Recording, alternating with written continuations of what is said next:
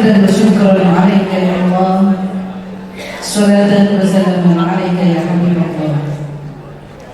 أشهد أن لا إله إلا الله وأشهد أن محمدا عبده ورسوله لا نبي بعده. Yang terhormat Kepala Kantor Kementerian Agama Kota Malang sekaligus PLT Kepala Kantor Kementerian Agama Kabupaten Pasuruan, Gus Haji Ahmad Santo MAG. Yang kami hormati Kepala Kantor Kemenhaj Kota Malang Bapak Dr. Haji Subhan MPD, serta yang kami hormati narasumber kita pada hari ini Bapak Dr. Haji Rijal Mazid Zak MHI. Beliau adalah Rektor Universitas Al-Falah As-Sunnah Kencong, Jember. Terima kasih berkenan hadir di Kota Malang. Yang kami hormati kepada sumber data usaha, kepala seksi dan penyelenggara pada kantor Kementerian Agama Kota Malang dan kantor Kabupaten Pasuruan yang hadir secara virtual dan kegiatan kali ini. Yang kami hormati Kepala Madrasah Negeri dan Kepala KUA di lingkungan kantor Kementerian Agama Kota Malang dan di Kabupaten Pasuruan, serta yang saya banggakan segenap hadirin dan para tamu undangan yang berbahagia. Dengan mengharap rohim dan ilahi dan dengan menelusur jejak tutur rasul, marilah setinggi-tinggi arti puji dan sedalam-dalam arti syukur kita aturkan kehadiran Allah atas segala rahmat, nikmat serta hidayah yang dianugerahkan kepada kita semua, sehingga kita semua bisa hadir dalam peringatan Isra Mi'raj Nabi besar Muhammad Sallallahu Alaihi Wasallam 1447 Hijriah. Dan dari lubuk hati yang paling dalam tumbuh sebuah harapan dan doa, semoga sholawat beserta salam akan tetap tercurah, terlimpah kepada junjungan kita Nabi besar Muhammad Sallallahu Alaihi Wasallam beserta seluruh keluarganya, para sahabat-sahabatnya dan para pengikutnya, dan insya Allah mudah-mudahan kita semua termasuk di dalamnya. Allahumma amin. Hadirin yang berbahagia, hari ini Selasa 20 Januari 2026, peringatan Isra Mi'raj Nabi besar Muhammad Sallallahu Alaihi Wasallam 1447 Hijriah dengan menghadirkan tema pesan ekoteologi dalam peristiwa Isra Mi'raj Nabi besar Muhammad Sallallahu Alaihi Wasallam. Marilah kita buka dengan bacaan umul kitab ila hadratin Nabi Mustafa Muhammad sallallahu alaihi wasallam bin niyatil wal qabul. Al-Fatihah.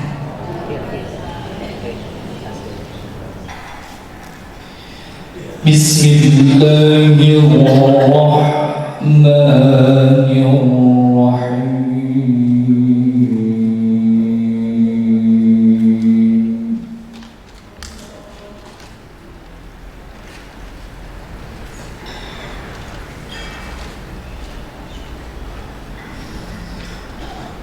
Subhanalladzi asra bi'abdihi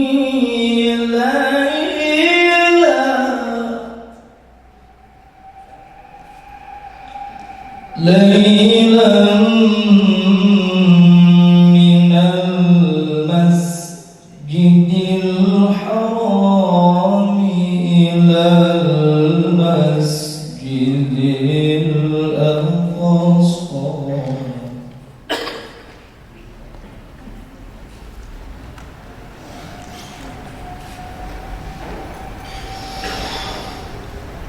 Subhanalladzi asra bi'abdihi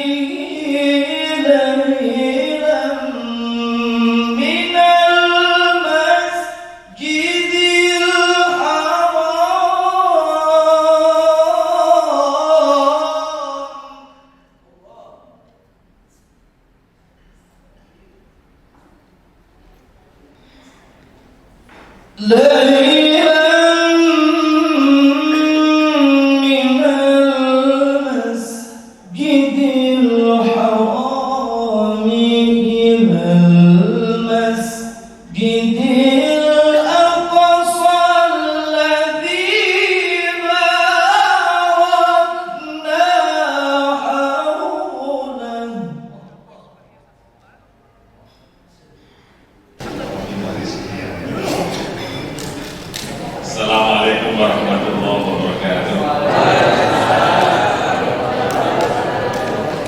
Bismillahirrahmanirrahim. Alhamdulillahilladzi arsala rasulahu bil huda wa dinil haqqi wa yu'adhdhiru al-kafirun sallallahu alaihi wa karim adhim wa jalla wa ala sayyidina wa habibina wa ta'ala Muhammadin wa ala alihi wa sahbihi wa ba'du.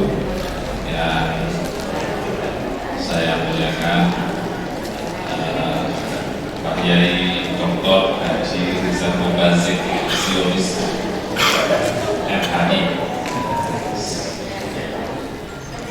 Ini saya mengenal beliau lama sekali sejak jadi pedagang buku. Terus kalau ada usul masail, ada kegiatan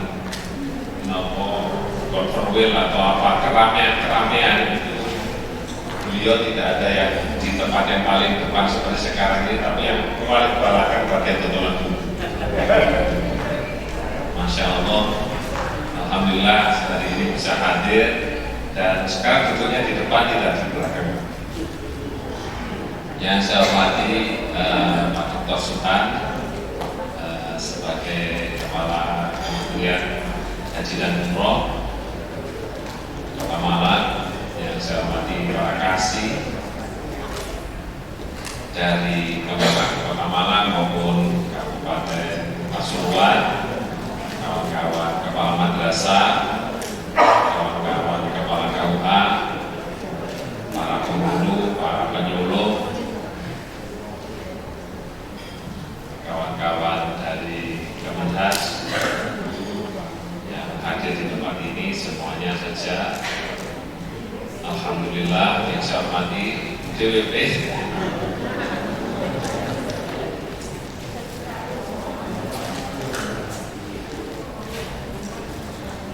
alhamdulillah pagi hari ini kita bisa mengadakan peringatan Isra Mi'raj. Kawan-kawan dari non muslim yang ikut di tempat ini, matur nuwun, terima kasih. Meskipun acaranya dada-dada, tiba-tiba aku kok ini nekano Gusti Jalil gawe acara sekali dulu dan nanti kita di skor bawa jajan dewi siap. Alhamdulillah. Dan kita sudah terbiasa seperti itu, makanya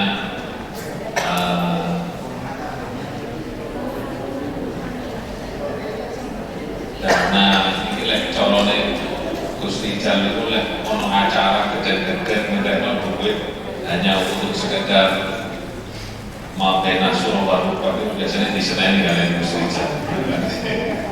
Kalau hanya untuk makan itu, makanya ketika makanan bawa sendiri. Kawan-kawan sekalian, Bapak Ibu sekalian yang saya hormati,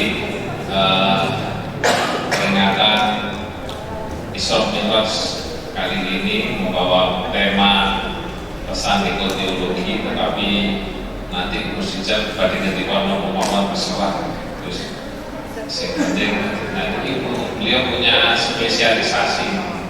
Kalau kawan-kawan generasi muda itu biasanya mengakui kiai Bollywood, karena kalau ceramah ngaji itu sumbernya dari film Bollywood biasanya. Alhamdulillah beliau jauh-jauh dari Jember, persaudaraan di sini.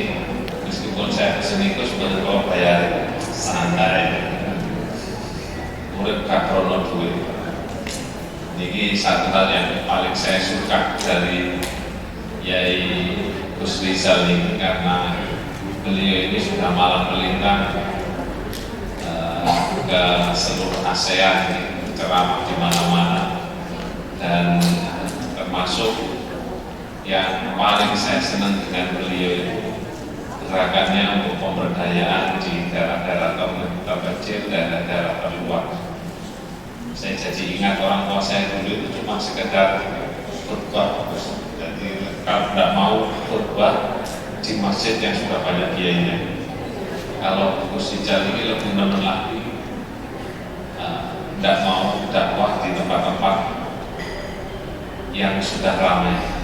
Yang terkecil-kecil ini dari NTT, Papua, daerah terluar dari Kalimantan ini sudah dijajah semua sama Gus Ijaz, dan beliau mengirimkan mahasiswa-mahasiswanya untuk dakwah di sana. Nah ini yang kita kepingin, karena kita ini sudah berupaya membangun zona integritas sejak 2019, dan kita terus berusaha memberi penguatan diri. Ini salah satu contoh kelompok ulama yang out of the box gitu. Jadi tidak sekedar pidato, tetapi beliau sudah banyak action, melakukan banyak hal. Ini yang perlu kita pelajari. Mungkin konsep premiumnya Mbak Ike sama Mas Zainal ini bisa dikolaborasikan dengan program-programnya Pak Dr. Rizal Masih Zionisnik.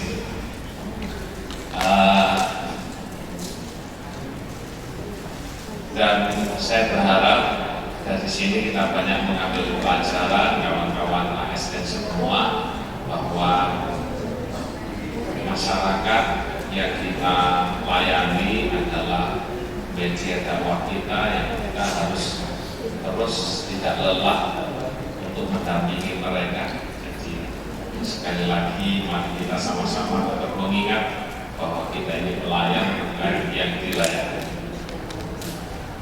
Bapak Ibu sekalian yang saya hormati, saya matur nuwun sangat dengan keterbatasan persiapan, tanpa panitia, tanpa Bapak Ibu langsung kita mengadakan ini, dan semuanya hadir di tempat ini.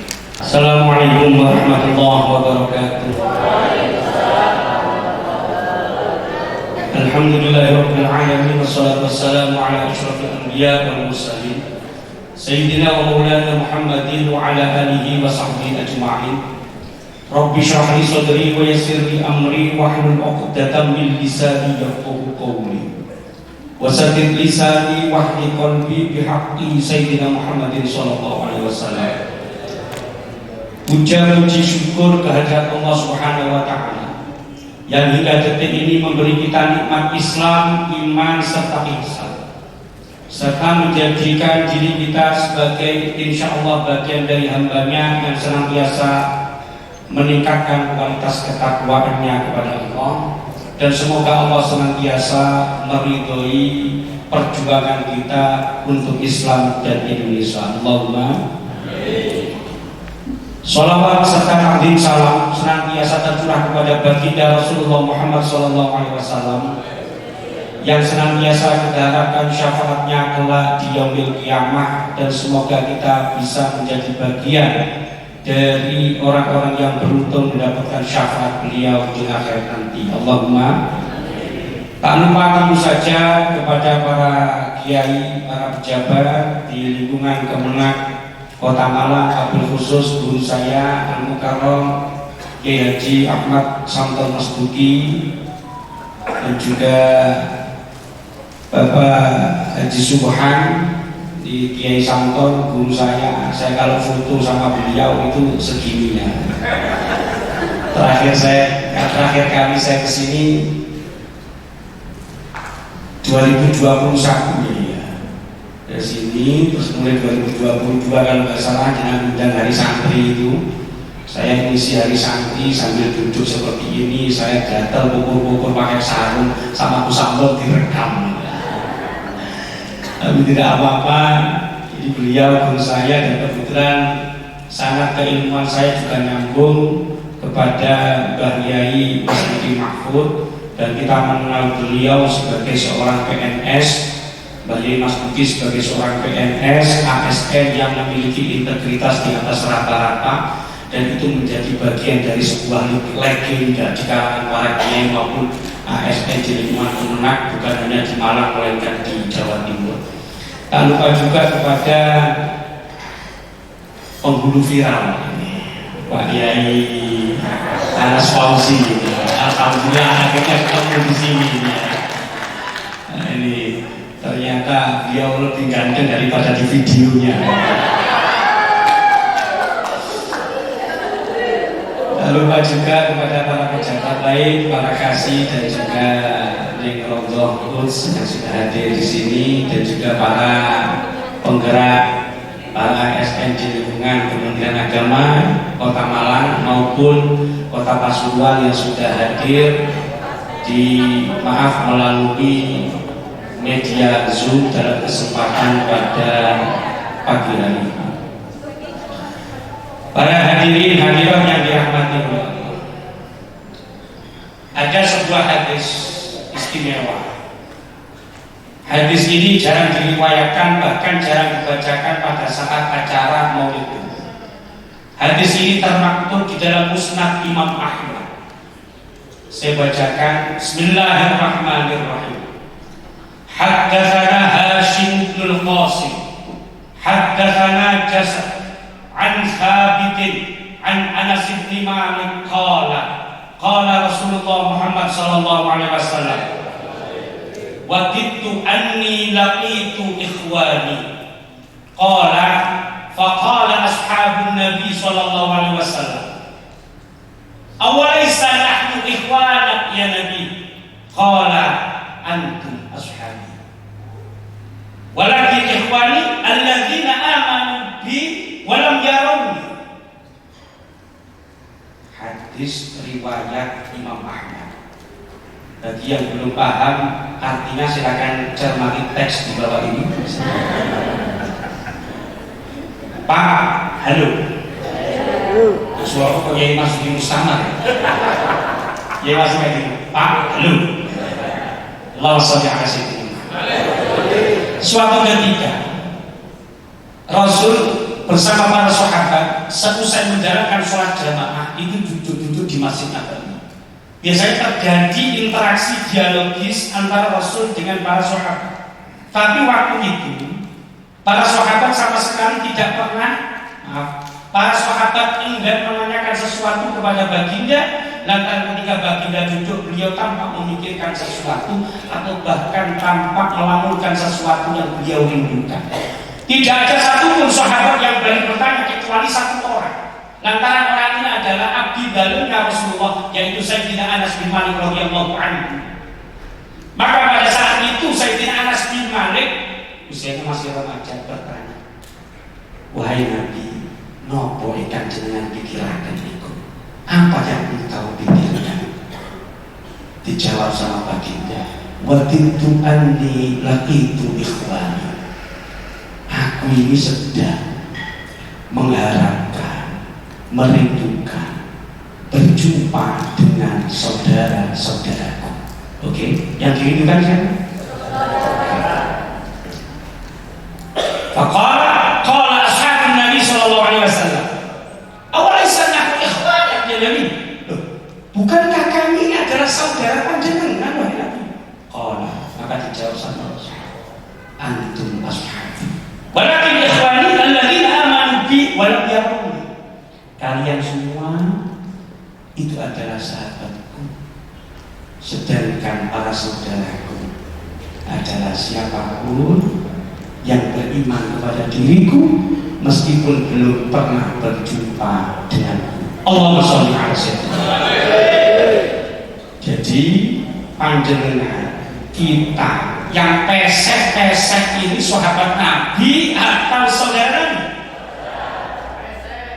Pesek, foto elek, ono sing glowing, ono sing tak pakai glowing, ono sing pecine merke sing api, ono sing pecine miring menceng segala macam. Nah, orang-orang kayak gini kita yang hari di sini beriman kepada Nabi meskipun belum pernah berjumpa dengan beliau, bagian dari sahabat atau bagian dari saudara.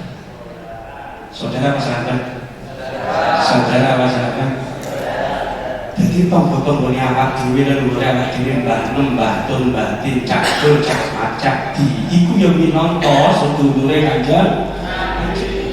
Maka beruntunglah bagi siapapun yang hadir di dalam kesempatan pada pagi hari ini dan juga berkhidmah untuk Islam dan juga untuk Indonesia, karena ini bagian dari khidmah kita, sanggup kita kelak di akhirat. untuk mempertanggungjawabkan diri kita sebagai bagian dari saudara Rasul.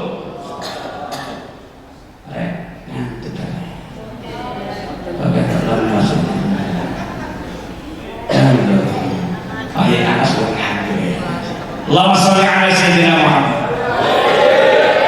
Hadirin yang dirahmati oleh Allah, itu hadis yang pertama. Saya sebutkan sebagaimana hadis itu rinci semacam itu biar orang itu tidak dianggap sebagai ahli hadis. Tapi juga ahli hadis. Ini mari kita sebutkan perawi-perawinya yang ada di situ dan lain sebagainya. Yang menarik bagi kita adalah bahwa di antara cara termudah untuk membahagiakan Rasulullah oleh kita sebagai saudaranya itu adalah bagaimana meneladani Kanjeng Rasul, menjalankan sunnah-sunnahnya, menjauhi segala larangannya, termasuk dalam lingkungan kerja seperti ini. Ada salah satu hadis yang hendak saya kutipkan di sini lantaran berkaitan pada etos kerja seorang Muslim. Hadisnya diriwayatkan oleh Bunda Aisyah radhiyallahu anha berkaitan kecintaan Rasulullah kepada siapapun manakala bekerja secara profesi. Ada Bunda Aisyah, Kanjeng Nabi da'u innallaha yuhibbu idza 'amila ahadukum 'amalan ayyuqina. Sesungguhnya Allah menyukai hambanya dan apabila bekerja, dia bekerja secara itqan, secara mungkin, secara profesi. Ini biar pulang bawa satu hadis, biar ngajinya juga ngaji, pulang hafal satu hadis. Harus dihafalkan hadis pendek ini dan mungkin perlu kita print, bahkan kita tempel untuk kita taruh di ruangan kita. Bismillahirrahmanirrahim. Tirukan yuk.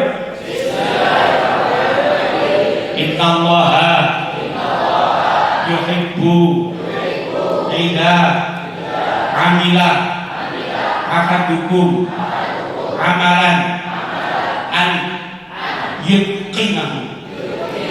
Innallaha yuhibbu idza amila ahadukum amalan an yutqinahu. Innallaha yuhibbu idza amila ahadukum amalan an yutqinahu. Sesungguhnya Allah menyukai hambanya yang apabila bekerja dia menuntaskannya secara profesional.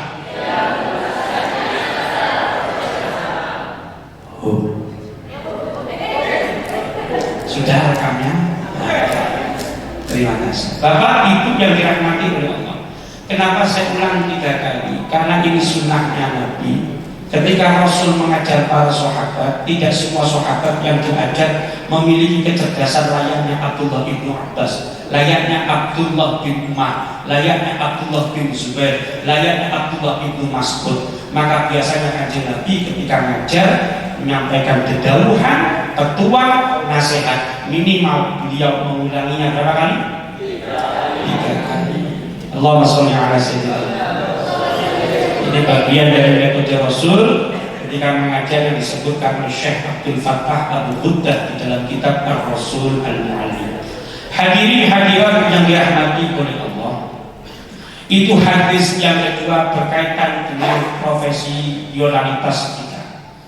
Oleh karena itu salah satu titik terpenting ketika mengkaji babagan profesionalitas di dalam bekerja, maka sebagaimana judul buku yang ditulis oleh Kiai Haji Ahmad Mustafa Bisri Rembang yang berjudul Soleh Ritual, Soleh Sosial, maka ada satu kesolehan lagi yang namanya soleh profesi. Soleh profesi Pak Sinteri Pak Amin, alhamdulillah. Pak Amin asli pundi, Bang?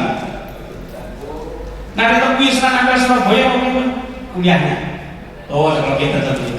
Ada yang dari alumni UIN Sunan Ampel Surabaya betul? Nah, ini sama satu alma mater dengan saya. Pak, matur suwun. Pak Amin, misalnya, saya ketika misalnya menjadikan satu orang itu tidak pernah saya pakai sebagai contoh jelek karena itu untuk memalukan orang di hadapan khalayak. Pak Amin dari Sidoarjo. Kalau berkaitan pada titik profesionalitas kita untuk menjalankan sunnahnya Nabi sebagai junjungan kita, plus kita diakui sebagai umatnya, kita pun diakui sebagai saudaranya, maka titik tekannya di dalam unsur profesionalitas sebagai seorang birokrat yang pertama, soleh secara ritu, soleh secara soleh secara profesi. Pak Amin tinggalnya tempat di mana?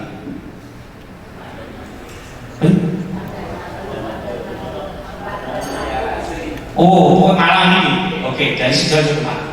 Pak Amin bekerja di Kemenak sini. Maka sebelum bekerja, Pak Amin menuntaskan dirinya sebelum sudah bangun menjadi bagian hamba Allah yang menunaikan sholat sunnah, menunaikan sholat wajib, lantas kemudian bersiap. Ini dalam satu titik berarti Pak Amin menjadi hamba Allah yang soleh secara ritu. Demikian pula ketika di depannya ada tetangga sakit, menjalankan proses menjenguk, ada tetangga yang wafat, ikut ngafali dan sebagainya, maka pada titik ini sudah naik menjadi soleh ritual, soleh sosial. Nah, ketika kemudian berangkat lagi sampai di sini pukul 7, bahkan sebelum bel berbunyi, sebelum ada ceklok, maka Pak Amin sudah sampai di sini menunaikan sholat duha di musola atau di masjid atau musola sini? Di masjid. Maka setelah bel berbunyi kerja diawali pukul 7, mungkin berakhir pada pukul 16, maka di situ menunaikan segala sesuatu pekerjaannya sesuai dengan SOP-nya. Kalau sudah waktunya bekerja, ya bekerja. Kalau waktunya istirahat, ya istirahat. Tidak bisa waktunya bekerja pukul 7 dilalah. Ada pegawai yang ke masjid pukul 9, padahal itu adalah jam pukul 9, sholat duha 8 rakaat, membaca surat Waqiah 7 kali, diakhiri membaca sholawat nariyah 4444. Padahal itu di jam kerja, harinya di ujung bulan, ketika tagihan dari bank mulai berdatangan. Ditanya sama Kiai Santo, loh, ini jam kerja, kok malah ngaji loh? Ya ngaji loh penting, ibadah. Di satu sisi penting, tapi ketika pada saat ketentuannya jam sekian sampai jam sekian itu kerja, maka sebagai seorang mukmin yang mungkin di dalam pekerjaannya, maka levelnya itu turun drastis ketika dia melanggar sumpah jabatan kerja malah digawe ibadah. Perilakunya benar, tapi orang benar, mergo waktune salah, mergo posisine ya ora tepat. Jadi soleh ritual, soleh sosial, soleh profesi. Andai kata Pak Amin sudah melakukan hal semacam ini, waktunya jadi kaulul Gusti Allah ya sregep, jadi pimpinan rumah tangga, jadi pimpinan rumah ya tangga, jadi kerja ya sregep, maka Pak Amin sudah memenuhi 3 unsur ini, yaitu soleh.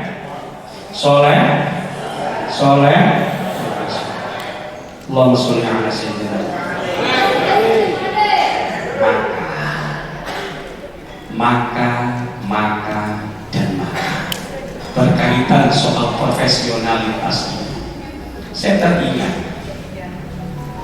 siapa yang mengidolakan Cristiano Ronaldo? Ronaldo. Siapa? Tuh nggak ada, ini fansnya dari Beckham semua kan. Fansnya Kantor atau Maradona ya. Pak, ada satu buku kecil, saya lupa judulnya, yang di situ mengungkapkan cerita kenapa Ronaldo di usia 42 tahun tampil prima seperti itu. Kesaksian ini diungkap oleh seniornya di Manchester United. Ada yang fans MU? Ada yang fans MU? Semua? Berarti sama, masih paling tragis nih. Pak, ada kesaksian dari legenda MU namanya Paul Scholes. Paul Scholes itu menjadi seniornya Ronaldo ketika merumput di Manchester United tahun 2000. Ketika itu salah satu pemain yang paling disiplin, terkenal, menjadi kesayangan Sir Alex Ferguson itu adalah Paul Scholes. Latihan mulai 6 pagi, tapi Paul Scholes sudah tiba pukul setengah 6 pagi. Kadang-kala sudah tiba pukul 5 pagi, meskipun latihan dimulai pukul 6 pagi.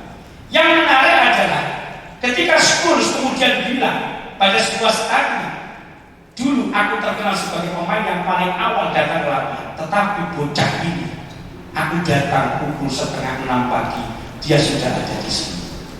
Keesokan paginya aku ingin melampaui capaian bocah ini, dia sudah berada di sini pukul setengah 6 pagi. Besoknya aku pukul 5 pagi aku datang, ini bocah Portugal sudah ada di sini. Keesokan lagi aku ingin mendahuluinya, maka pukul setengah 5 pagi aku pun datang ketika kondisi tempat latihan itu masih sangat sepi, bahkan bol yang apa itu belum ada. Anehnya aku pun menjumpai bocah ini. Siapa disebut bocah itu? Cristiano. Jadi standarisasi pekerja yang baik, pekerja yang baik standarnya adalah ketika dia menjalankan pekerjaannya sesuai dengan tupoksi dan SOP-nya. Tapi kriteria sebagai seorang profesional yang bekerja secara mungkin dan muhsin adalah ketika dia melampaui capaian-capaian pekerjaannya. Allahumma sholli ala sayyidina. Berkaitan dengan hal ini, mungkin di antara kita selama ini sudah merasa bekerja kencang, bekerja keras, bekerja bekerja bekerja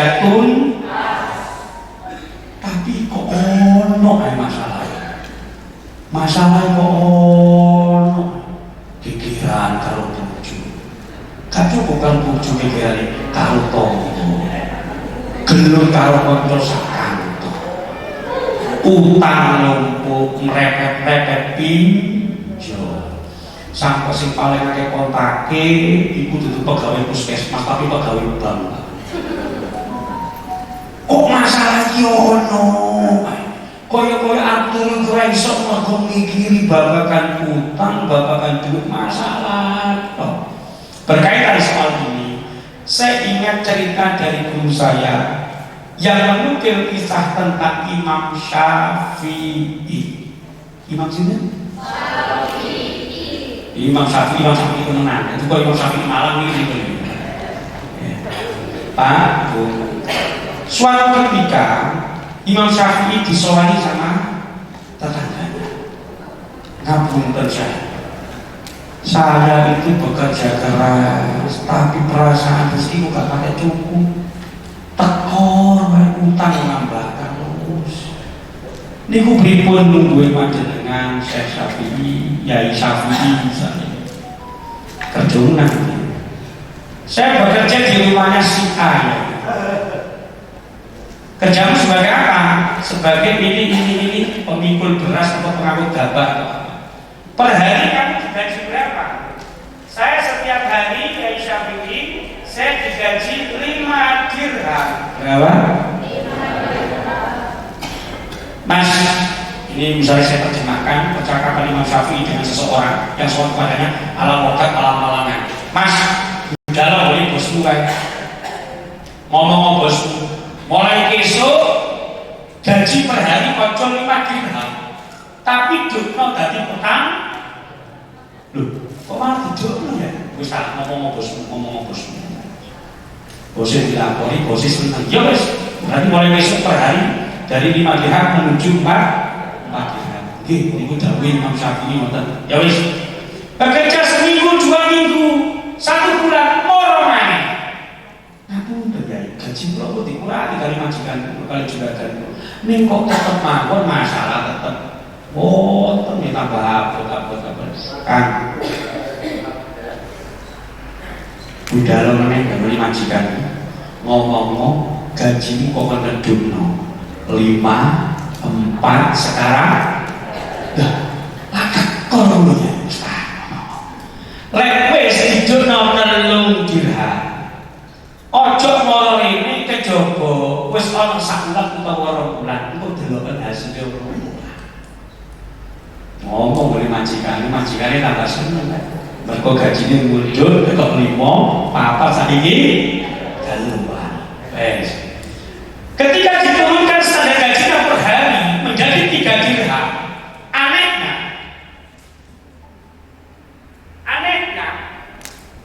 masalah mulai hilang. Utang iso dicicil, urip kok kepepelan, ya iso serawung tonggo, ya iso nabung titik-titik, iso nyamani anak segala macam. Gaji 3 dirham, lah kok aneh kok malah jadi seperti kayak gini. Lapor ke Imam Syafi'i, mesa-mesa enggak kita. Ngapunten ya, niki kok aneh gitu. Iya. Rumiyin kula ngeten. Sejane sih kok ngeten. Lah niku maknane apa? Ngeten kan. Kadang kala wong iku rezeki tambah barokah. Lek dhewe kerja sesuai karo pekerjaan sing pas karo dhewe ora pola tingkah aneh. Jadi ketika 5 dirham kamu kerja, ternyata di sisi Allah nilaimu sebenarnya tidak layak digaji 5 ya. Sehingga uang-uang yang itu tidak layak mengitari, itu yang justru merusak barokah yang ada di dalam rezeki. Ya, ibarat elek gawe kopi takarane gak pas. Kopi nih takarane yo wis 2 sendok 3 sendok, tapi terlalu akeh sing jenenge banyu panas. Akhirnya kopi diombe 5, 4, 3. Ketika nilaimu sudah digaji 3 dirham, kenapa justru tampak engkau selesai masalahmu yang selama ini menimpa? Lantaran ternyata nilaimu itu ada pada 3 dirham. Oleh karena itu, wahai mitra olahraga RCTI, kalau mungkin pada pekerjaan kita di struktur birokrasi semacam ini, setiap orang pasti ada masalah, setiap orang pasti memiliki masalah. Tinggal bagaimana upaya kita menyelesaikan masalah itu sehingga tidak menimbulkan masalah. Menyelesaikan masalah tanpa masalah itu adalah foto dari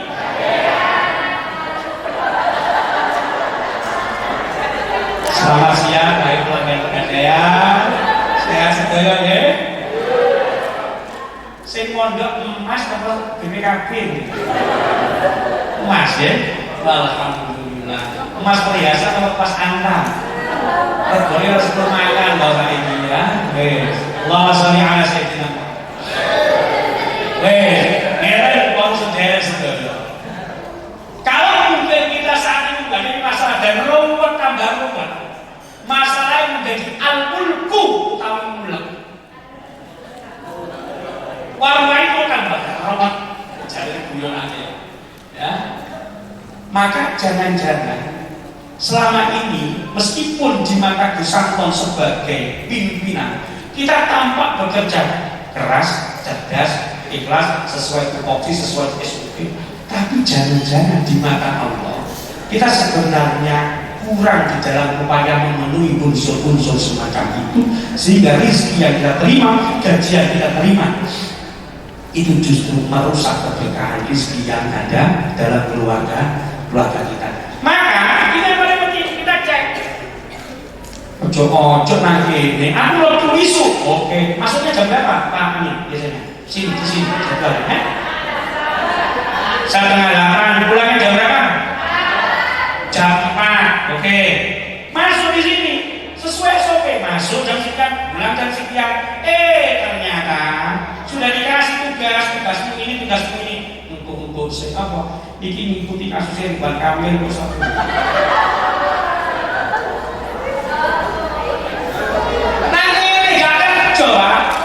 Malah scroll di depan laptop.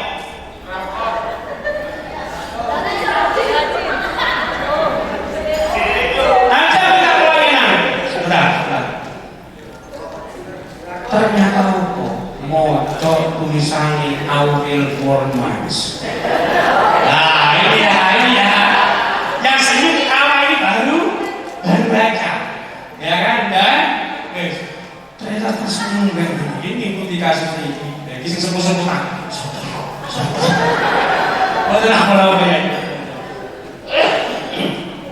Jadi jangan-jangan ada waktu-waktu efektif yang terbuang sia-sia lantaran awak dhewe ketok kerja, walaupun hakikate ora apa-apa. Kan ngomong, betul. Wis ngene wae perjalanan pondok biyen ana haflatul imtihan. Iku ana sertifikat arek-arek pondok ngejupno sound system, ngejupno peralatan kursi segala macam, segala macam. Iku musungi temenan. Musungi temenan. Ana sing ngene to.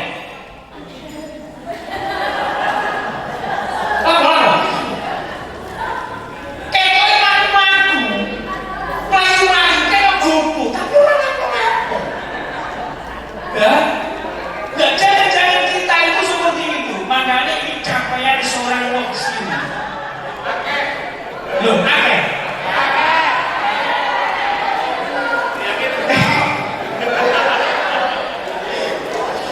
Itu ada kan?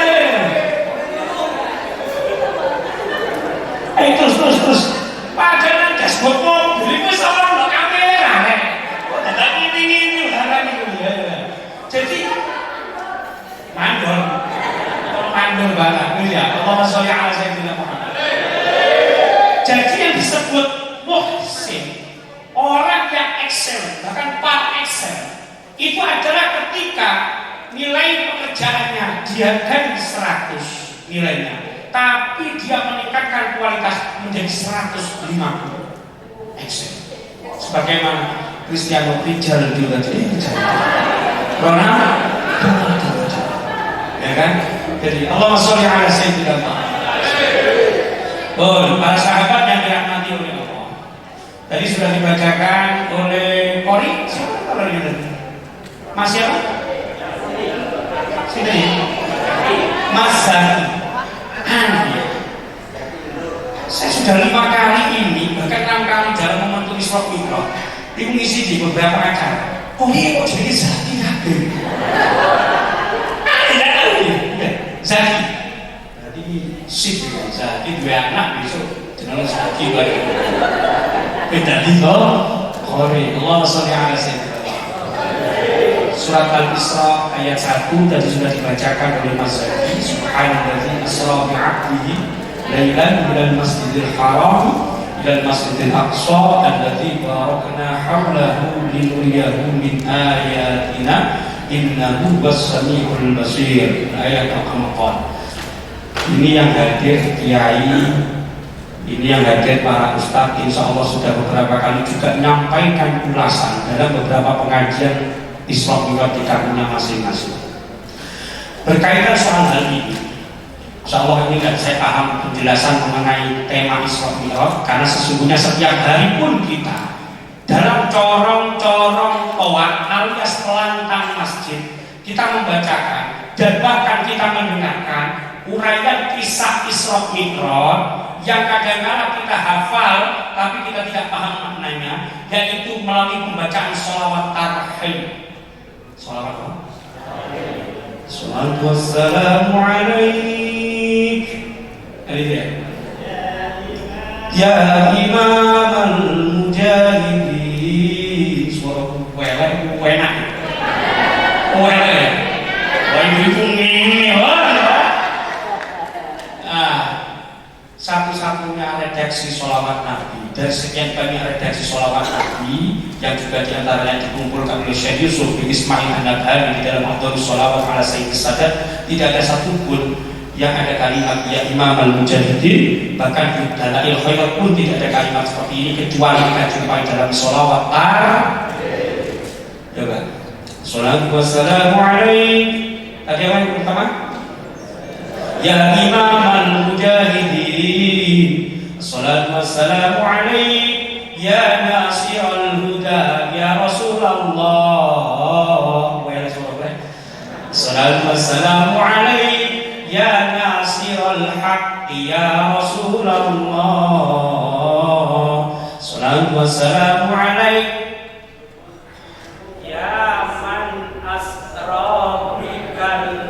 Muhaiminu laylan niltamanil tawal anamunia. Iki kalimat ini menceritakan tentang peristiwa Yaman asro bikal muhaiminu laylan, duhai zat yang memperjalankan hambanya pada malam hari, niltawal anamnya. Zat itu adalah zat yang al-muhaimin, yang maha melindungi. Niltawal anamnya. Engkau wahai Nabi memperoleh anugerah yang engkau dapatkan. Wal anamnya, di saat manusia yang lain tertib. Wes. Siapa lagi kalimatnya? Ada yang apa enggak? Ayo. Wa taqaddam balis sholati fa shalla kullu man fis sama wa antal imam. Ini kalimat ini menunjukkan prosesi ketika Rasulullah Muhammad SAW menjadi sampai di Baitul Maqdis. Kemudian malaikat Jibril mengumandangkan iqamah, Rasul kemudian menunaikan sholat sebagai seorang makmumnya adalah ruh para nabi dan para rasul, termasuk yang menjadi makmum itu adalah termasuk yang menjadi makmum adalah makhluk yang sedang bertawaf di Baitul Ma'mur, yaitu 70.000 malaikat. Makanya dalam redaksi kalimat tersebut adalah wa taqaddam balis sholati fa shalla kullu man fis sama wa antal imam wa ilal muntaha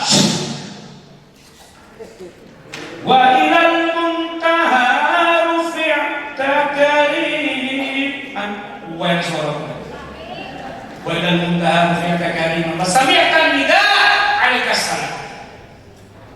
Ya kariman akhlak, itu ada kalimat ketika ada kalimat wa ilal muntaha rufi'ta kariman wa sami'tan nida alaikas salam. Itu dalam prosesi ketika Rasulullah menuju Sidratul Muntaha, didampingi oleh malaikat Jibril, dipertemukan di langit pertama dengan Nabi Adam, langit kedua dengan Nabi Isa dan Nabi Yahya, langit ketiga dengan Nabi Yusuf, langit keempat dengan Nabi Idris, langit kelima dengan Nabi Harun, langit keenam dengan Nabi Musa, langit ketujuh dengan Nabi ya Allah, terima kasih telah melakukan jawaban, menyerap segala ilmu. Kenapa Nabi Adam, kenapa Nabi Yahya, kenapa Nabi Isa, kenapa Nabi Yusuf, kenapa Nabi Idris, kenapa Nabi Harun, kenapa Nabi Musa, kenapa Nabi Ibrahim.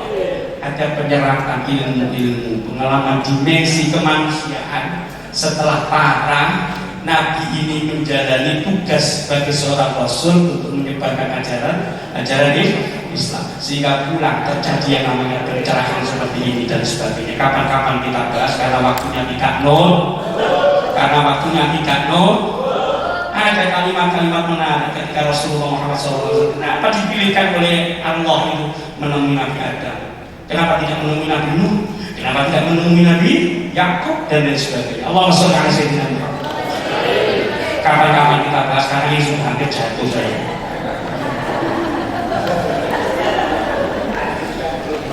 Para hadirin yang dirahmati oleh Allah, kapan-kapan bahasan soal itu, apalagi bahasan makna Islam kita, kita saya lupa penulisnya itu jelas beraya seperti itu, termasuk kenapa kemudian Allah mengawali di dalam surat Al-Isra ayat 1 dengan kalimat subhana, bukan yusabbihu, bukan sabbaha, bukan sabbih dan lain sebagainya. Kapan-kapan kita bahas biar saya diundang lagi.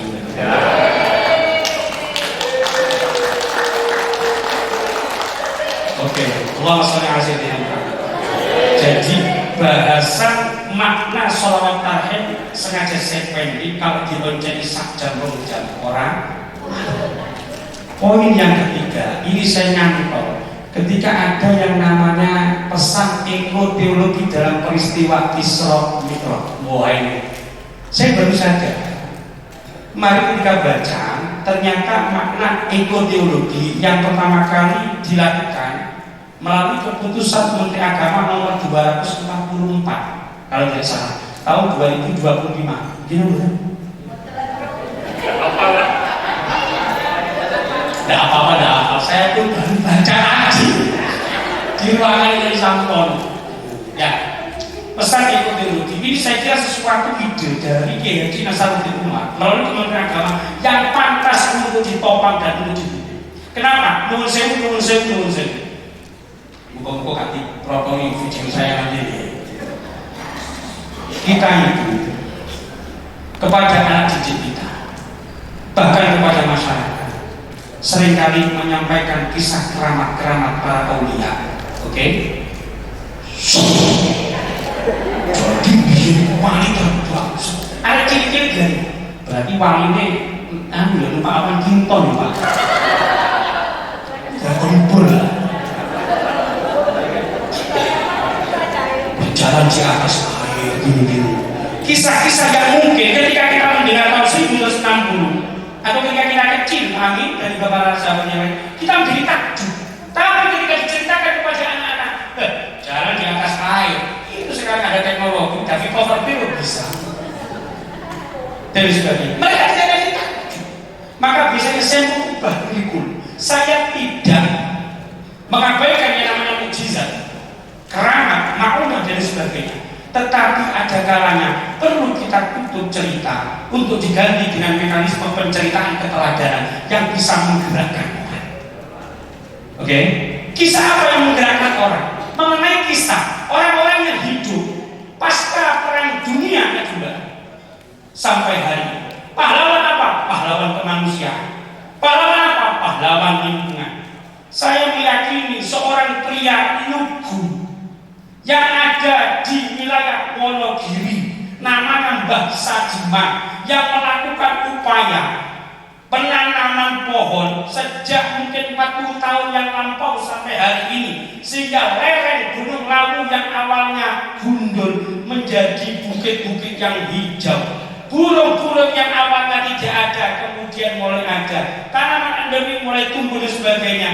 Sumber mata air yang awalnya tidak ada kemudian tiba-tiba ada dan sebagainya. Bukan antara simsalabim, melainkan upaya seorang laki-laki lugu polos namanya Mbah Sajiman. Saya meyakini ini di antara waliullah yang mastur. Orang-orang seperti ini yang perlu kita ceritakan kepada anak muda. Kenapa saya bilang anak muda? Karena sekarang saya masa tua. Mbah Sajiman, silakan baca. Atau silahkan jenengan nyimak, mungkin sudah pernah kita wawancara Mbah Sajiman dengan Big Andy.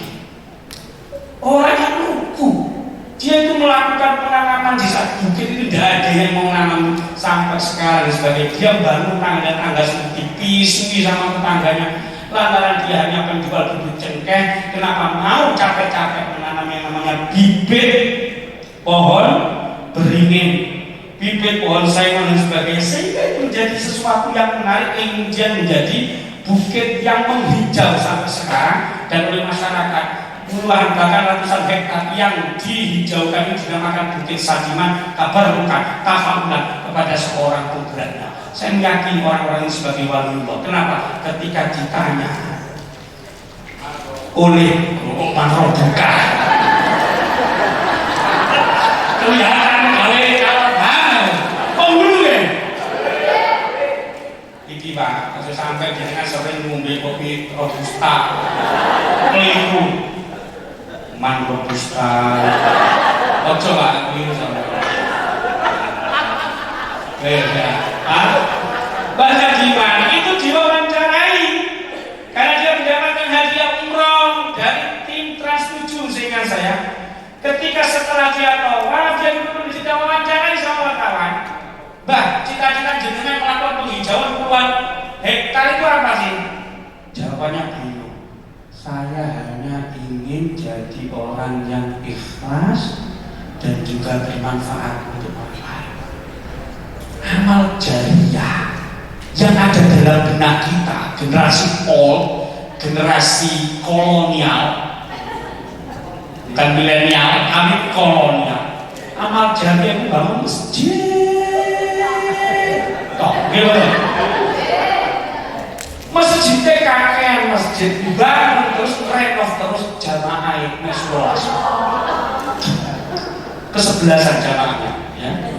Kesebelasan satu imam merangkap mabut, merangkap mu'adzin, 10 makmum, 5 perempuan, siji kena encok, siji lorok butuh, kekelu, sing 5 ya koyo ngene, wis kena ini. Jadi kita mempertanyakan generasi muda itu kemana?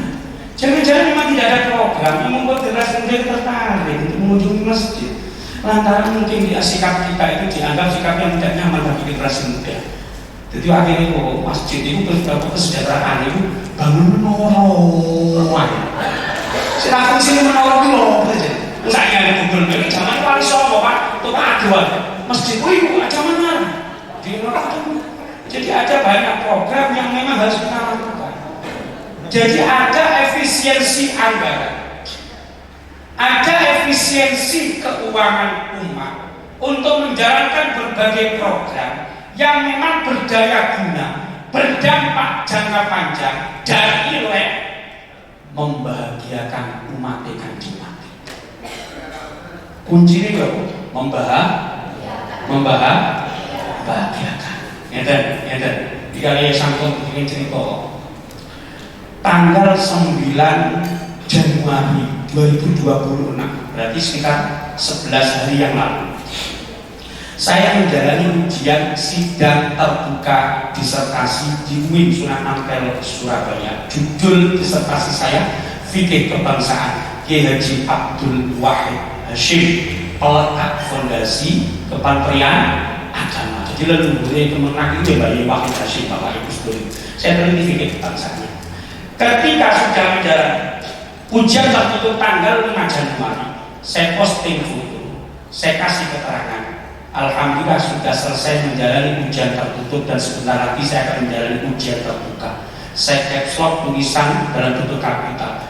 Dimohon kepada para sahabat maupun kolega untuk tidak mengirimi saya karangan bunga.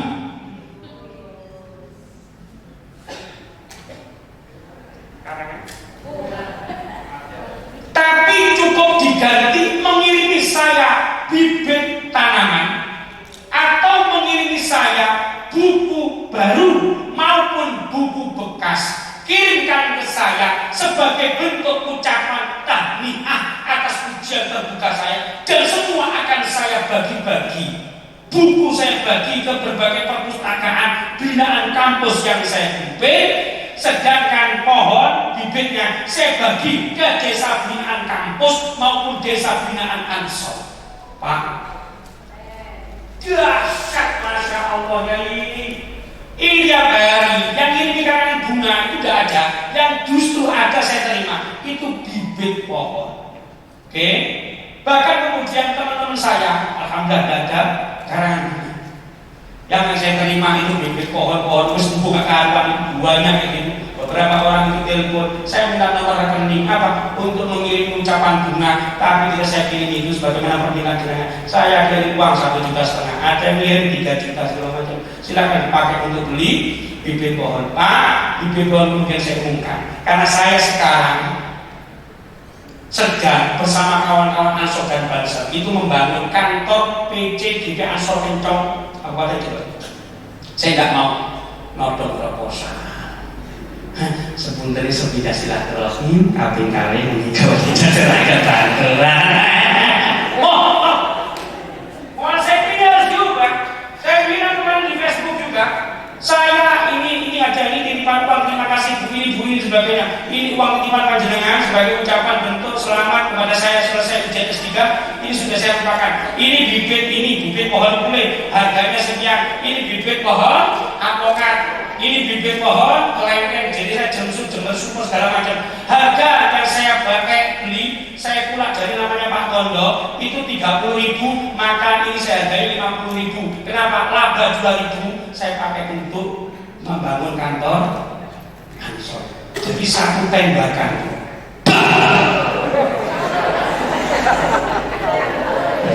itu cukup untuk menaklukkan program-program kemas. Kenapa? Saya tanpa saya menyinggung para floris ya, para karangan bunga. Karena tadi saya kesini di situ kan ada karangan bunga. Pak, maaf ya, jangan potong video saya. Satu karangan bunga. Saya pun biasanya kadang-kadang mengirimkan kepada kampus-kampus lain atau pejabat ketika dilatih dan sebagainya. Satu itu bernilai berapa? 500 kadang-kadang satu. Itu diperlukan bibit pohon 1 meter harganya 50. Itu jenis plengkeng, jenis varietas unggul, jenis super. Bijinya kecil, dagingnya itu tebal. Dan itu rencana saya membagikan bibit itu untuk satu desa binaan kampus yang saya jalankan di pesisir Jember. Setiap kakak saya beri 1 bibit plengkeng jenis Jember super. Harapan 5 tahun lagi dusun tertinggal di bidang ekonomi dan agama yang selama ini kami dampingi dengan mengirimkan dai mahasiswa di situ. Kita renovasi musola, kita bangunkan rumah untuk dai yang ada di situ. Harapannya 5-10 tahun lagi dusun terpencil ini itu menjadi sentra buah pleng. Ini program jangka panjang. Karena aku masih bilang kepada kawan-kawan yang tidak memang telepon saya untuk mengingatkan tidak ada sama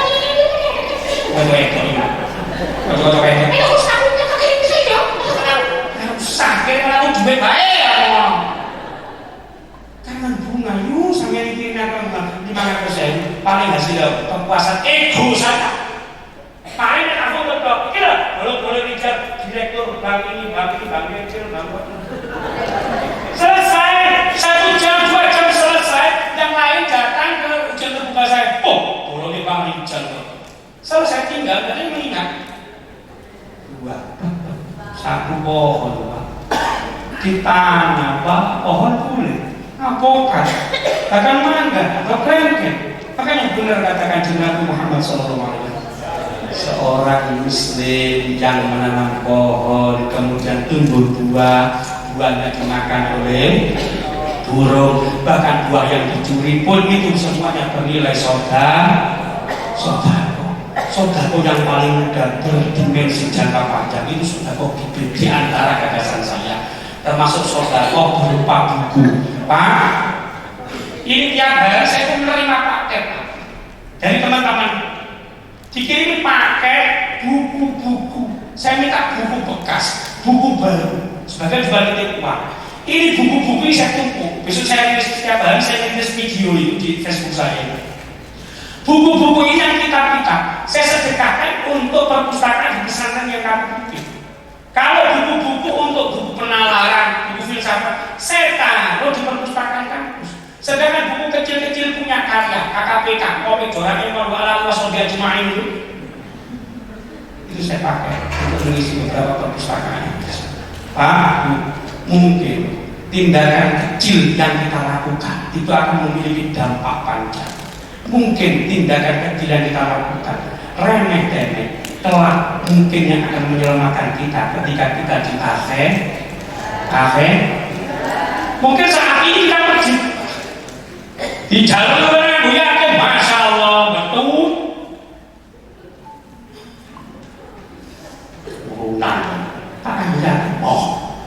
tapi mungkin tiba-tiba kita punya bibit kita tanam di pelosok tukang jet di wajah habis nanam ada tanaman wis bibit durian wis empuk bismillah bismillah ternyata keesokan paginya terdengar suara dari pelantang suara di masjid dekat rumah kita. Innalillahi wa inna ilaihi raji'un. Sampun tiap dunia sederek kita pegane kemenang kota Malang. Asmanipun bapak niki mugi-mugi mawon husnul khotimah. Bapak-bapak ini mau sangat bertahu. Apa ini sehat? Iya. Mari acara penghijauan menandul bibit itu. Lah kok shock, kemudian ambil.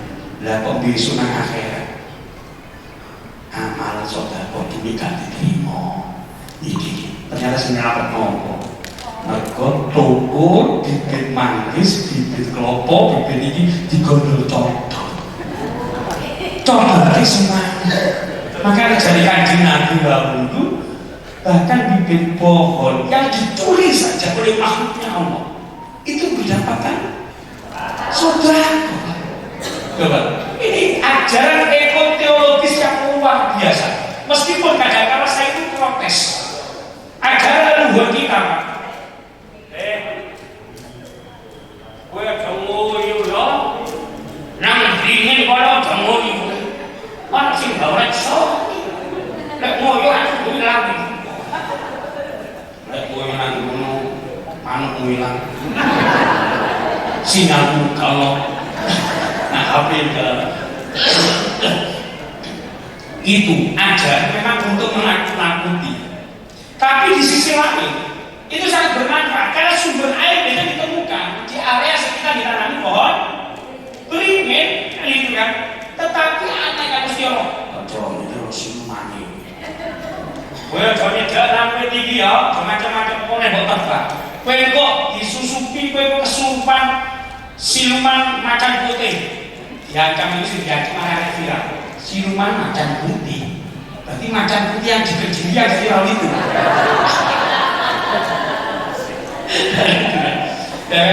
Nah, itu ajaran itu. Tapi anehnya ya kan, mesti orang kesurupan jin itu Pak. Tapi anehnya jin itu pilih-pilih seperti si kesurupan wong cili-cili ya wong nganggur gak semojo nguyu nang gunung orang nganggur gak sama kesurupan berarti orang ini aku siluman harimau apa? Aku harimau biskuat siluman harimau biskuat Pak. Tapi setan, utawa duit, utawa jin kok gak ono sing ganggu perusakan hutan Kalimantan. Jadi setan itu diskriminatif Pak. Wanya kamu ciri-ciri sing koyo gak sengaja jadi kesurupan ngerti, ngaji itu kamu tahu cerita tak? Bos-bos yang perambah hutan dibakar kemudian kesurupan. Om sumpah ya saya pakai Rolls Royce sumpah gak ono. Jadi setan itu ya pikir-pikir lah kalau uji barunya kan pejabat gak pandai ya gitu ya udah jadi nanti besok pejabat pembuat kebijakan penggunaan hutang misalnya kesurupan tidak uji orang jadi itu paling kalau orang gek wah ini sih kalau HP ini sinyalnya ngilangin ini Pak. Jin itu ramah Pak kalau saya pakai tas Hermes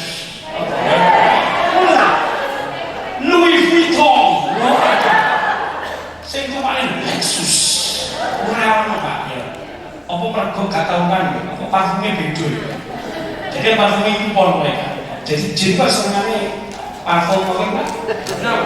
Nomnya mungkin kayak gitu Pak. Jadi tulisannya apa?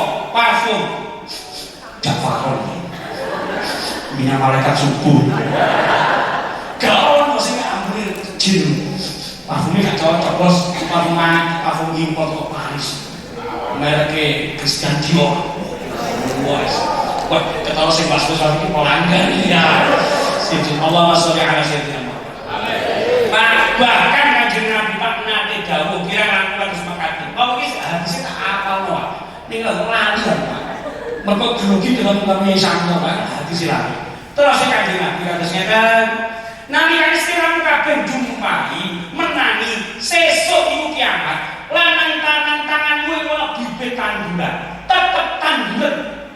Kanjeng Nabi. Ya.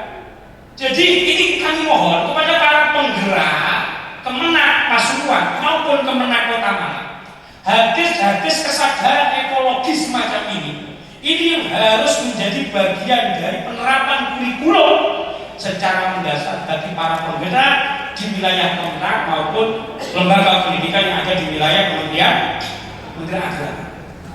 Jadi hal semacam ini harus kita lakukan. Allahumma sholli ala sayyidina Muhammad. Jadi perlu banyak program yang inovatif, berdampak jangka panjang, bermanfaat, dan juga bernilai amal jannah. Sebab motonya Kemenak apa? Ikhlas. Wong ikhlas ono sing kategorine mukhlis, ono sing kategorine mukhlas. Mukhlis iku level wali Allah, lek mukhlas iku level wali murid kowe. Allahumma sholli ala sayyidina. Jadi ini biasanya juga saya sampaikan, kita itu perlu mengubah mindset supaya tindakan-tindakan kita itu berdampak jangka panjang. Itu sampai sekarang pun ini tadi dikatakan oleh Santon, saya itu punya program dakwah Pak, mengirimkan mahasiswa saya untuk saya kirimkan sebagai pendakwah ke kawasan-kawasan pelosok-pelosok Nusantara. Ada beberapa orang dalam beberapa doa sejak 2019 setiap kali angkatan 1 tahun bertugas di mana Sarolangun Jambi, di dusun Bukit Suban, Kecamatan Air Hitam, Kabupaten Sarolangun. Di sana mahasiswa kita itu mendampingi para mu'alaf dari suku anak dalam, yang mohon maaf suku anak dalam itu suku yang memedel di wilayah Jambi, itu yang perempuan tidak pakai atasan ya, dan itu dibimbing sama adik-adik kita.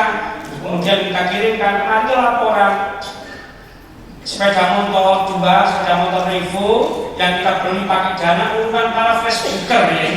2023 ini sudah hancur karena medannya itu berat masuk ke wilayah pedalaman, wilayah rimba. Kemudian dikasih pinjaman sepeda motor Honda Win, hancur pulang. Setiap 1 bulan kita renovasi, mana kita ganti orang tidak kawan.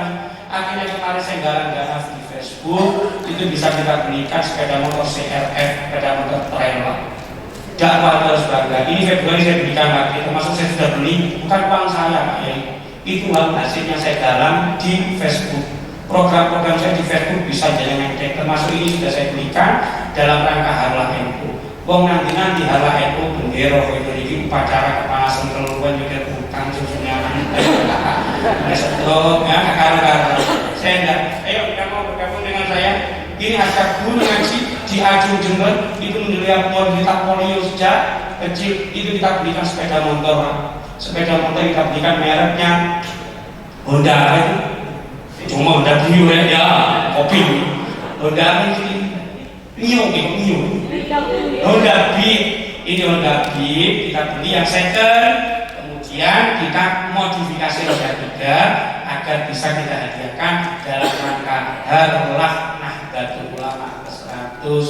Bulan Februari saya beli trail lagi. Trail ini bisa saya kirim ke Jambi, ongkirnya 2 juta. Sebelum saya kirim kemarin belikan 16.600.000. Itu semua saya branding Nahdlatul Ulama. Biar NU tidak hanya di gantungan kunci, tidak hanya di kaos, tidak hanya di bendera, tapi di aset-aset dakwah yang dipakai oleh penggerak Nahdlatul.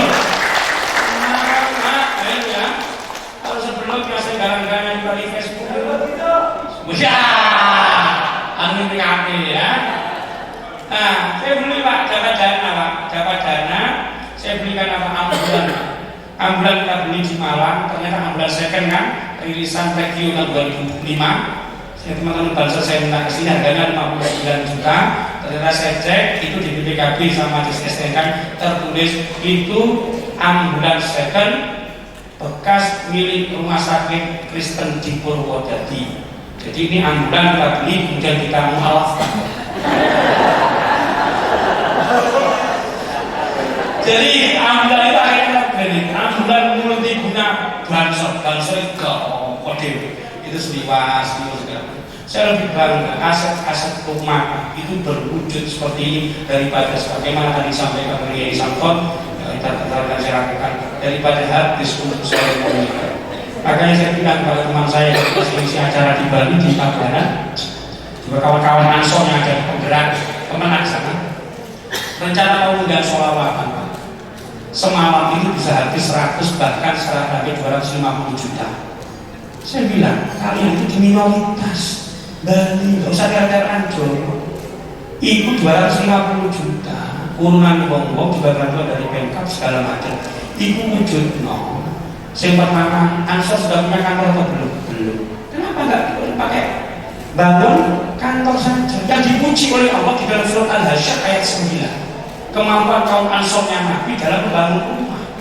Ini kan maka yang kedua ini wujud perpustakaan berjalan, perpustakaan keliling atau perpustakaan mobil ambulan itu jadi. Sekali lagi nilai kebermanfaatan kita dan sebagai apa kita dikenang oleh generasi selanjutnya kita adalah apa yang kita lakukan hari ini untuk mereka generasi selanjutnya. Sepakat apa itu? Ngantuk apa? Luwe apa? Yang terakhir sebelum saya tutup saya ingin mengutip sebuah kisah indah. Saya berharap kisah itu melekat di benak kita. Kisah yang termuat di dalam kitab Ulumul Hikayat karya Ibnu Jauzi. Suatu ketika Ibrahim bin Adham yang memiliki murid namanya Syaqiq Al-Balkhi. Siapa gurunya tadi?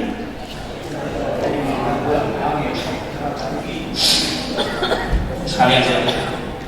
Suatu ketika seorang wali agung namanya Syaqiq Al-Balkhi hendak sowan kepada gurunya namanya Imam Ibrahim bin Adham. Syaqiq Al-Balkhi sowan kepada gurunya Imam Ibrahim bin Adham. Di tengah perjalanan terjadi badai yang luar biasa dahsyat sehingga Syaqiq Al-Balkhi memilih untuk mencari tempat berteduh. Ternyata yang dia dapatkan bukan rumah yang utuh, melainkan reruntuhan bangunan yang pada hari itu dia jadikan sebagai tempat berlindung sementara dari badai yang melanda. Ketika dia berlindung, dia mengamati ada sarang burung. Kemudian dia tengoklah, ternyata ada burung. Dia amati sama Syaqiq Al-Balkhi. Ini burung, matanya buta, sayapnya patah, nggak bisa terbang kemana-mana. Anehnya kok bisa hidup? Belum tuntas pertanyaan melanda benaknya, tiba-tiba ada burung sehat. Dia mati sama saya. Ini siapa lagi burung? Ternyata burung sehat itu menghampiri burung yang sakit dan tidak berdaya, lantaran di paruhnya membawa belalang dan disuapkan kepada paruh sahabatnya yang tidak berdaya. Kata Syaqiq, berarti memang Allah selalu saja menjamin rezeki bagi hambanya, bagi makhluknya, termasuk ini hewan yang cacat ditolong oleh hewan yang sehat, dibiayai dikasih makanan, berarti bisa hidup seperti ini. Bagaimana Syaqiq melanjutkan perjalanan menjumpai gurunya? Apa yang dia saksikan membentuk pola pikirnya.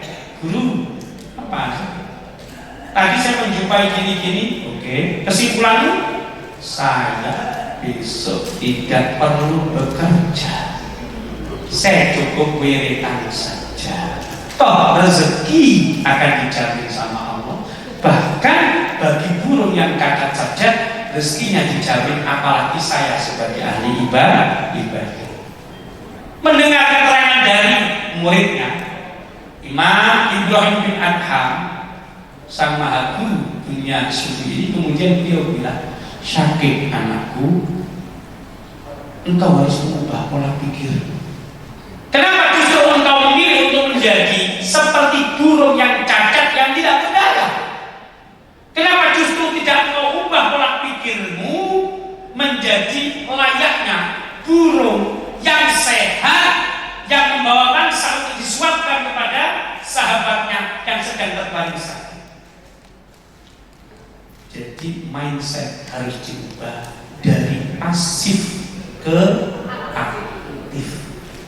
Dengan demikian, apa yang bisa kita harapkan dari diri kita adalah kebermanfaatan diri kita untuk sesama hari ini maupun hari esok. Ketika kita masih hidup maupun sudah berkalang tanah, maka ayo perbanyak inovasi program yang bisa berdampak jangka panjang, yang bermanfaat ketika kita masih hidup maupun bisa menolong kita semua ketika kelak kita ada di alam barzakh maupun ketika kita nanti di yaumil qiyamah. Demikian yang dapat saya sampaikan. Terima kasih karena ini sudah siang. Terima kasih atas kesempatan yang diberikan oleh Yai Santo, dan kita berharap di kepemimpinan beliau dengan para sahabat penggerak yang juga tidak kalah berkualitas, pemenang Kota Malang maupun pemenang Pasuruan bisa terus melakukan berbagai program sebagai sinergi dengan Kementerian Agama di pusat. Demikian dapat saya sampaikan. Wallahu a'lam bishawab. Wallahul muwaffiq ila aqwamit thoriq. Wassalamualaikum warahmatullahi wabarakatuh.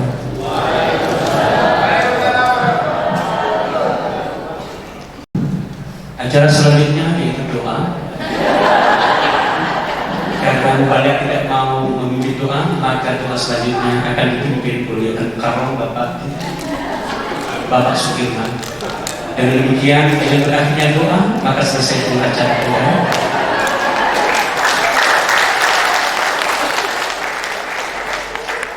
Dan untuk acara istimewa ini kami persilakan kepada Bapak Sukirman untuk menempati posisi di atas panggung untuk memimpin prosesi doa, dan kita berharap bahwa doa ini diikuti oleh kita semua dengan suasana yang syahdu. Terima kasih Bapak Sukirman.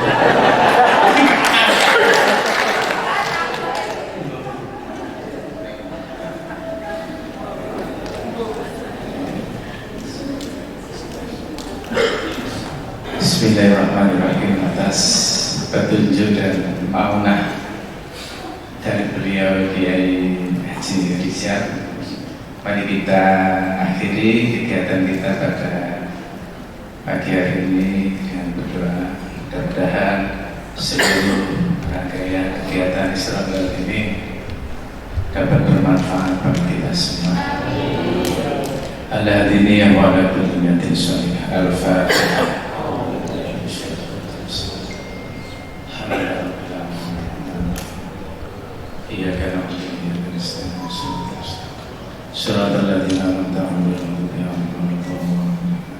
Allahumma salli wa sallim wa barik ala sayyidina Muhammad wa ala ali sayyidina Muhammad. Alhamdulillah rabbil alamin. Allahumma salli salatan tujina biha min jami'il ahwali wal afat wa taqdi lana biha jami'al hajat wa tutahhiruna biha min jami'is sayyi'at wa tarfa'una biha indaka darajat wa tuballighuna biha aqsal ghayat min jami'il khairati fil hayati wa ba'd. Allahumma inna nas'aluka qalban khashi'an wa nas'aluka dinan qayyiman wa nas'aluka amalan shalihan wa nas'aluka yaqinan shadiqan wa nas'aluka syukran 'alal afiyah wa nas'aluka khairan katsiran wa nas'aluka al-ghina 'anil nas. Allahumma rabbana taqabbal minna innaka antas samiul 'alim wa tub 'alaina innaka antat tawwabur rahim. Allahumma rabbana atina fid dunya hasanah wa fil akhirati hasanah wa qina adzabannar. Subhana rabbika rabbil izzati amma yasifun wa salamun alal mursalin walhamdulillahi rabbil alamin. Bi barakatil Fatihah.